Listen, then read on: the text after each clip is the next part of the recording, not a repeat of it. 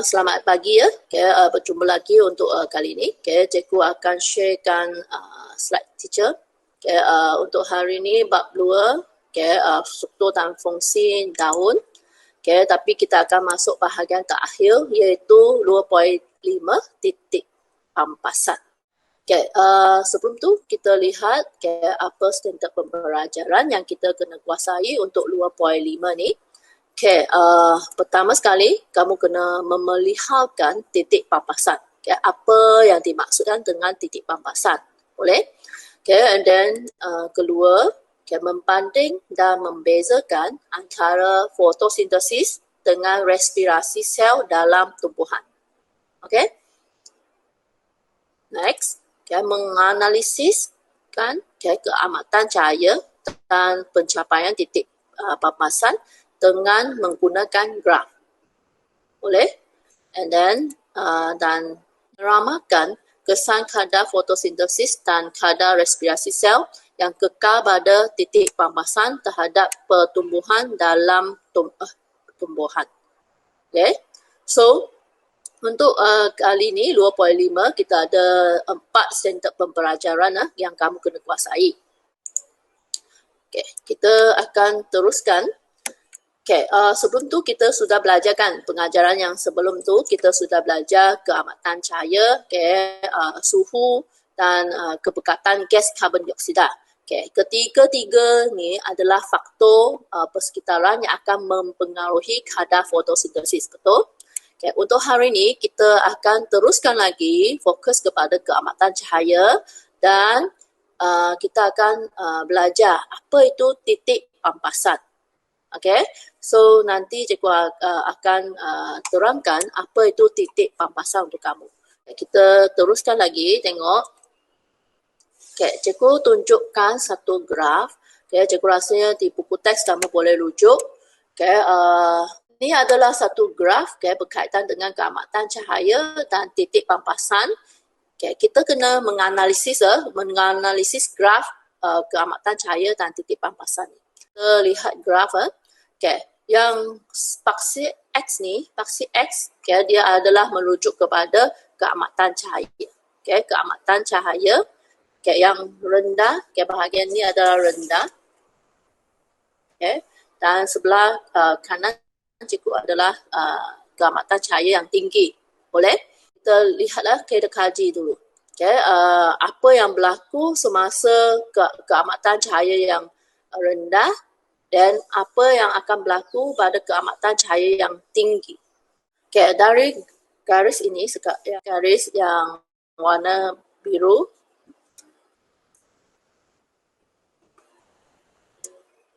apabila keamatan cahaya meningkat, kadar fotosintesis juga turut meningkat. Betul? Karbon dioksida yang dibebaskan semasa respirasi digunakan dalam fotosintesis. Sebelum tu kamu kena tahu yang tu proses respirasi dengan fotosintesis. Boleh? Tumbuh-tumbuhan dia akan menjalankan respirasi sebab dia adalah benda hidup. Di mana dia perlukan oksigen dan dia akan bebaskan karbon dioksida. Pada masa sama, tumbuhan juga akan menjalankan fotosintesis. Proses fotosintesis dia perlukan karbon dioksida dan dia akan bebaskan oksigen. So apabila keamatan cahaya meningkat, kadar fotosintesis juga akan meningkat. Karbon dioksida yang dibebaskan oleh respirasi semasa respirasi digunakan untuk proses fotosintesis. Pada masa sama, oksigen yang diperlukan, oksigen kan diperlukan oleh respirasi, adalah dibebaskan oleh proses fotosintesis. Kita teruskan lagi. Yang ni, yang cikgu plotkan sini yang warna merah, yang ni adalah titik pampasan. Apa yang dimaksudkan titik pampasan? Kita lihat. Pada keamatan cahaya tertentu, kadar respirasi yang dijalankan oleh tumbuhan dan kadar fotosintesis, dia adalah sama. Maksud di sini, jumlah karbon dioksida yang dibebaskan oleh respirasi adalah sama dengan jumlah karbon dioksida yang digunakan dalam fotosintesis. Kan kita tahu respirasi dia akan bebaskan karbon dioksida. Okay. And then fotosintesis perlukan karbon dioksida. Okay. Pada satu tahap tertentu, pada keamatan cahaya tertentulah. Okay. Karbon dioksida yang dibebaskan oleh respirasi dia sama dengan jumlah karbon dioksida yang digunakan dalam fotosintesis. Okay? Okay, maksud di sini, okay, dia ada keuntungan ataupun kerugian kan, bersih karbon dioksida dan glukosa okay, yang dihasilkan. Okay. Dia tak ada lebih, tak ada kurang lah karbon dioksida dengan glukosa. Tak ada keuntungan, tak ada kerugian. Okay. Sebab semua yang dihasilkan, karbon dioksida dihasilkan dalam respirasi, dia digunakan dalam proses fotosintesis. Okay, sama juga macam dekat proses fotosintesis, okay, akan hasilkan glukosa. Kan? Glukosa ni akan semua digunakan oleh respirasi. Okay, inilah okay, kita namakan titik pampasan. Okay, titik pampasan. Boleh? Okay. So, secara terperinci, okay, titik pampasan okay, adalah okay, aras keamatan cahaya okay, apabila kadar fotosintesis adalah sama dengan kadar respirasi. Okay. Dan apa yang dihasilkan, okay, contoh glukosa yang dihasilkan okay, dalam fotosintesis okay, akan digunakan dalam respirasi tumbuhan. Boleh? So maksudnya di sini kalau pada titik pampasan ni, okay, glukosa yang dihasilkan adalah cukup digunakan okay, ataupun habis digunakan dalam respirasi. Dia tak ada glukosa yang berlebihan. Boleh? Kita teruskan lagi. Next. Apabila amatan cahaya terus meningkat, sudah melepasi titik pampasan. So, kadar fotosintesis akan lebih cepat daripada kadar respirasi. Boleh? Okay, kamu kena ingatlah, okay, kalau ada keamatan cahaya meningkat, kadar fotosintesis meningkat. Okay. Kalau melepasi titik pampasan, okay, kadar fotosintesis dia adalah lebih cepat dari kadar respirasi. Okay. Okay, pada ketakat ini, karbon dioksida perlu diserap daripada atmosfera. Okay, melalui stoma okay, untuk menampung kadar penggunaannya. Okay, kita sudah tahu fotosintesis dia lebih cepat kan. Okay, so kalau dia lebih cepat, dia perlukan karbon dioksida yang banyak. Okay. Apa yang dihasilkan dalam dari proses respirasi okay, tumbuhan, dia tidak cukup cukup menampung karbon dioksida yang diperlukan. So tumbuhan dia perlu serap karbon dioksida dari atmosfera. Dan dengan ni, sebab kadar fotosintesis dia meningkat, oksigen okay, yang dihasilkan juga akan banyak okay, dan dia boleh dibebaskan ke atmosfera. Faham? Boleh? Okay. Secara langsungnya, kadar penghasilan glukosa juga akan meningkat. Okay. Dia adalah melebihi daripada kadar penggunaan. So, glukosa yang berlebihan ni okay, akan disimpan dalam bentuk kanji oleh tumbuhan. Okay. So untuk hari ini kita hanya rujuk kepada graf ni okay, untuk menganalisis okay, berkaitan dengan keamatan cahaya dan titik pampasan. Okay. Pentingnya untuk graf ni sebab okay, untuk graf ni yang bahagian ni okay, kamu kena tahulah okay, untuk yang bahagian atas ni okay, untung bersih dalam glukosa. Okay. Kenapa untung bersih? Sebab kadar fotosintesis dia sudah melebihi kadar respirasi. Okay, manakala yang bawah ni okay, kita namakan rugi bersih dalam glukosa. Okey, boleh. Okay, kita teruskan lagi. Okay, sekarang cikgu tanya satu soalan untuk kamu. Okay.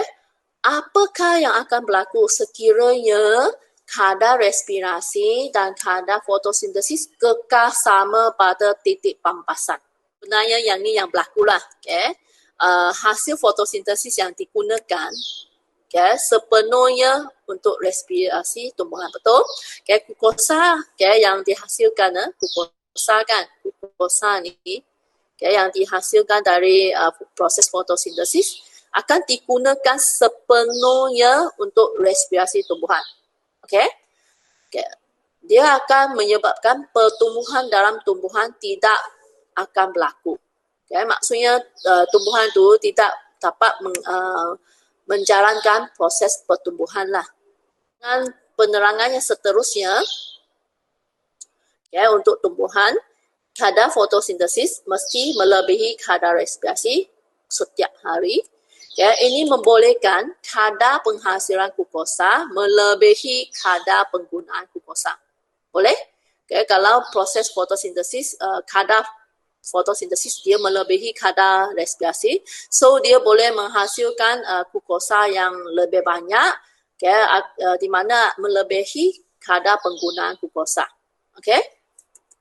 Glukosa yang berlebihan boleh digunakan untuk proses pertumbuhan dan perkembangan dalam tumbuhan. Okay. Contohnya, tumbuhan boleh guna glukosa yang berlebihan ni untuk hasilkan bunga, biji benih ataupun buah. Okay? Pada masa yang sama, gas oksigen yang berlebihan daripada proses fotosintesis akan dibebaskan ke atmosfera. Jadi kita punya kita karbon, kita oksigen, dia boleh dalam keadaan yang seimbang lah. Akan belajar dengan lebih teliti berkaitan dengan fotosintesis dan respirasi dalam tumbuhan. Okay.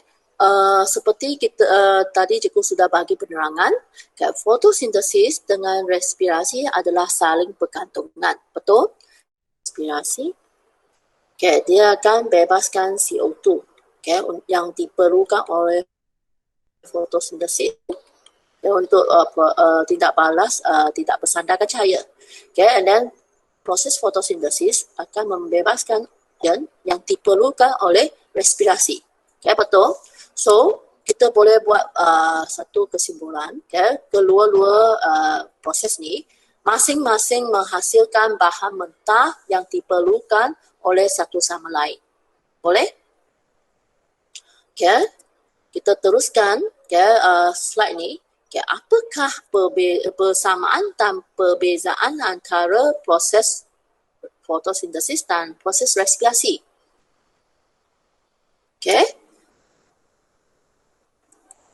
Kita lihat persamaan antara proses fotosintesis dan proses respirasi dulu.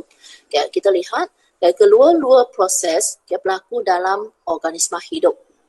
Boleh? Asalkan benda hidup, organisma hidup, dia akan menjalankan respirasi dan dia akan menjalankan proses fotosintesis. Organisma hidup dia tak nyatakan untuk khasnya untuk manusia ke, untuk mikroorganisma ke, ataupun untuk yang tu tumbuhan. So secara umumnya kedua-dua proses berlaku dalam organisma hidup. Kedua-dua proses melibatkan pengambilan dan pembebasan gas. Boleh? Next. Kita lihat perbezaan antara proses fotosintesis dan proses respirasi. Cikgu buat dalam satu jadual. Lihat, kita boleh terus bandingkan antara proses respirasi dengan proses fotosintesis.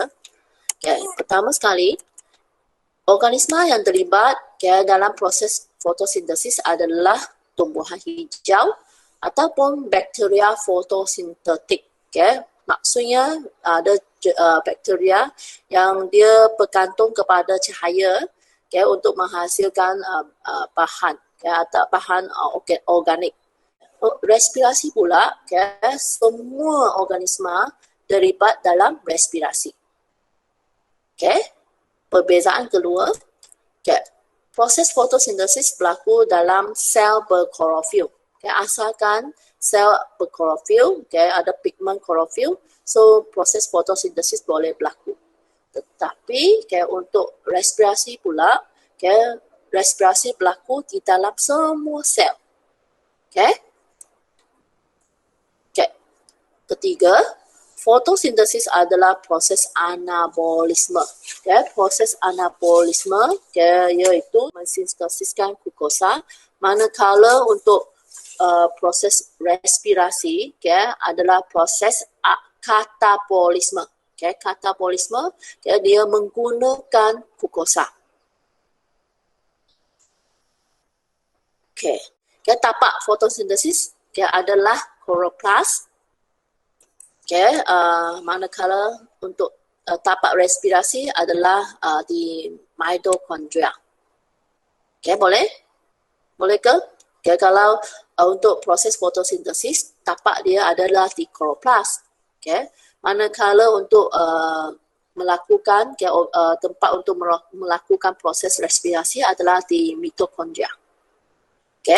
Dan perbezaan keempat, bahan tidak balas adalah karbon dioksida dan air untuk proses fotosintesis. Tetapi untuk respirasi pula, bahan tidak balas dia adalah oksigen dan glukosa. Untuk hasil fotosintesis adalah glukosa. Tetapi untuk hasil respirasi adalah tenaga. Untuk bahagian yang seterusnya, cikgu nak kamu fokus. Yang ni adalah hasil sampingan. Hasil sampingan fotosintesis adalah oksigen dan air. Manakala untuk respirasi, hasil sampingan adalah karbon dioksida dan air. And then next, dalam proses fotosintesis, tenaga cahaya diserap dan ditukarkan kepada tenaga kimia. Betul? Kan? Cahaya diserap dan dia akan tukar, membentuk ataupun mensintesiskan glukosa. So, ni dalam bentuk tenaga kimia. Untuk respirasi, tenaga kimia, glukosa ni dia akan ditukarkan kepada ATP dan tenaga haba dibebaskan. Dan last sekali, kadar proses fotosintesis memerlukan cahaya. Manakala untuk proses respirasi pula tidak memerlukan cahaya. So yang ni adalah perbezaan antara proses respirasi dan proses fotosintesis dan proses respirasi. Boleh kita sambung untuk quiz. Cukup kelasnya ambil 15 minit. Klik start. Soalan pertama, apakah yang dimaksudkan dengan aras keamatan cahaya apabila kadar respirasi sama dengan kadar fotosintesis? Cikgu rasanya soalan ni senang kan? Ni poin pertama dalam 2.3 ni. 2.5 ni. Jawapannya adalah titik pampasannya. Titik pampasan adalah aras keamatan cahaya apabila kadar respirasi sama dengan kadar fotosintesis. Soalan kedua.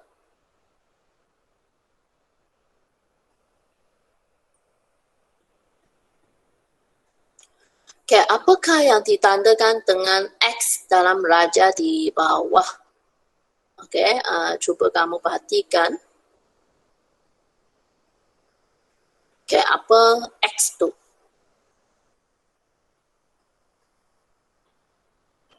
Cepat-cepat, ada seorang lagi tak jawab.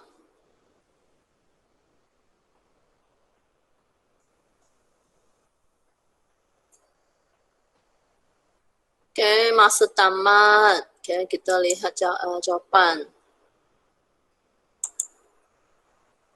Jawapan adalah titik pampasan lah. Kan kita belajar titik pampasan untuk hari ini. Kita next, soalan 3.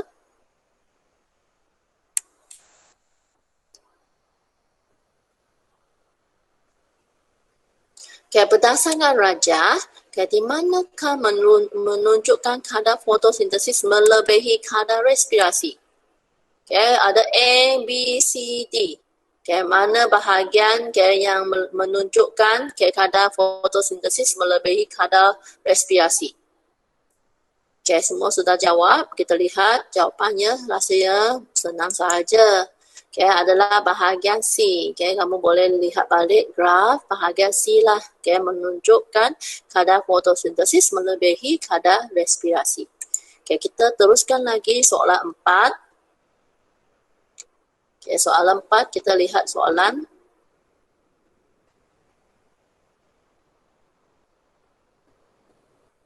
Okay, berdasarkan rajah, di manakah menunjukkan kadar fotosintesis sama dengan kadar respirasi? Okay, ini pun senang. Okay, kamu just plotkan. Okay, sebenarnya B lah. Okay, bahagian B. Okay, yang menunjukkan kadar fotosintesis sama dengan kadar respirasi. Okay, iaitu titik pampasan. Okay, kita teruskan lagi soalan 5.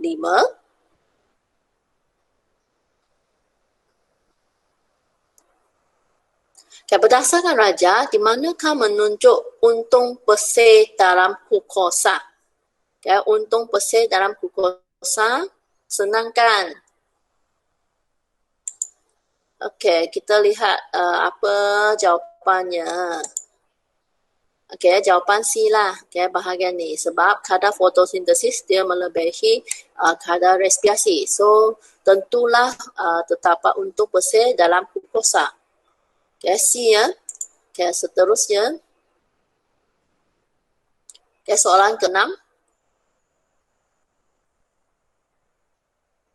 Okay, berdasarkan rajah, di manakah menunjukkan glukosa digunakan dalam respirasi lebih cepat berbanding dengan yang dihasilkan. Okay, yang ni pun senang. Okay, masih lagi rujuk kepada graf yang sama. Okay, iaitu bahagian D ya. Okay, D adalah merujuk kepada kadar respirasi lebih cepat daripada kadar fotosintesis. So, dia glukosa digunakanlah dalam proses respirasi. Okay, seterusnya soalan 7. Okay, pilih manakah antara berikut adalah benar tentang respirasi. Okay, sini ada 3 jawapannya. Okay, kan kamu sudah belajar perbandingan kan, perbezaan antara fotosintesis dengan respirasi. So, okay, yang ni kamu kena pilih pernyataan manakah yang benar ataupun berkaitan dengan respirasi.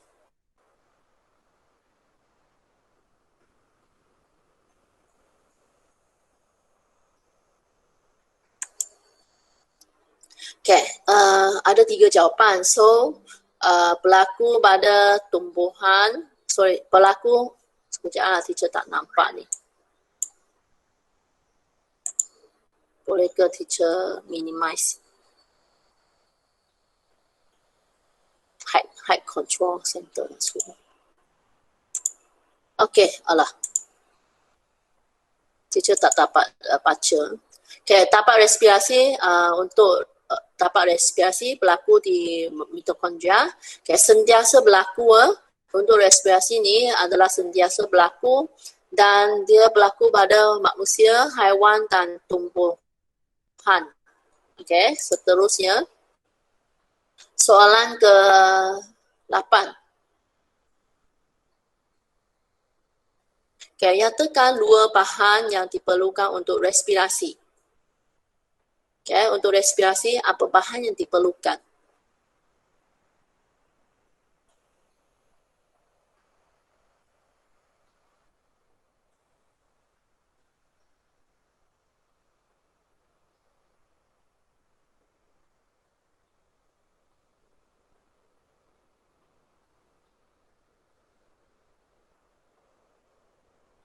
Okay, masa tamat cuba tengok apa bahannya untuk diperlukan untuk respirasi.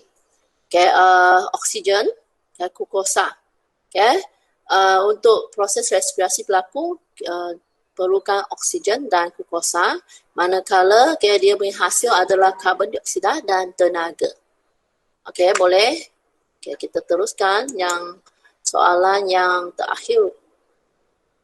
Okay, soalan ke Okay, last ya. Okay, hasil sampingan fotosintesis pelupa.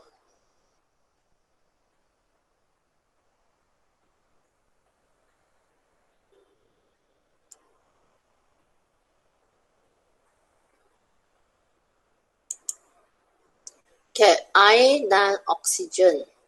Okay, air dan oksigen hasil sampingan fotosintesis. Boleh? Soalan ke-10 ke? Tadi yang 9. Okay, sorry ya. Yang ni baru soalan yang last. Okay, glukosa yang berlebihan boleh digunakan untuk apa? Okay, jawapan kamu lebih daripada satu.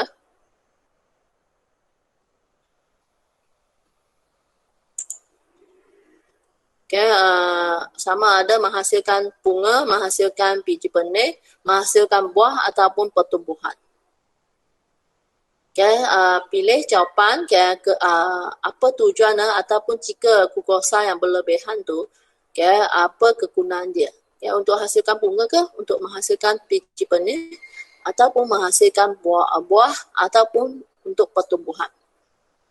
Okay, boleh. Sudah masa tamat, kita lihat. Okay, jawapannya sebenarnya semualah. Okay, semua adalah kalau glukosa berlebihan, digunakan untuk menghasilkan bunga, menghasilkan biji, menghasilkan buah untuk pertumbuhan. Jadi sekian, terima kasih ya. Kita habis untuk kelas kita hari ini ya. Thank you semua.